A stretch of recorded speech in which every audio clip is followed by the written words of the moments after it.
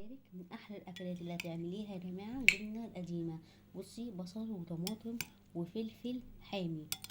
تمام، مش عايزه تحطي حامي ما تحطيش. معاكي زيت زيتون، لان انا ما عنديش زيت عادي، فزيت الزيتون حلو برضك. تمام كده، لو عندك زيت زيتون حطي، عندك زيت عادي حطي. تمام. عندك بقى طحينه طحينه طحينه طحينه طحينه. بصي بقى كده، كتري الطحينه. ماشي، سيبكوا كل ده يتفضل.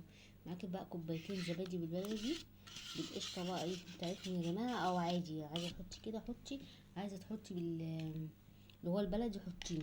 رهيبه يعني، حاجه كده في منتهى الجمال والروعه يا جماعه. بصي بقى، وتقلبي كل المكونات دي بقى كلها كده. بصي ما شاء الله والله العظيم. الجبنه دي يا جماعه كانت في ناس بتسالني طريقتها بتبقى ازاي. بجيب الجبنه القديمه طبعا من بره عادي، يعني مش بعملها في البيت. تمام. بصوا بقى ما شاء الله. طبعا بتقلبي كل ده بيروح طبعا الزبادي والطحينه يعملوا معاكي عشان الجبنه دي. بصوا يا جماعه، الجبنه اللي هي حادقه حادقه قوي، يعني فاهمين؟ قديمه قديمه صعيدي، بنجيبها من واحد كده. اللهم بارك. بصوا بصوا عامله ازاي، يعني يعني بصوا معتقه. عارفين المعتقه اهي؟ بصي حاطه لونها.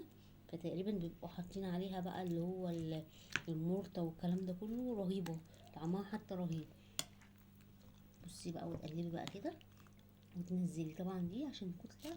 بنتي تقول له انا عايزين كتله كده اللي هي مش عارفه بتقول له بصراحه. انا لما بتقولها لي بنقعد نضحك. تمام. بصوا بقى كده، وتقلبي بقى كده. يا سلام على الجمال، يا سلام على الحلاوه. بصي،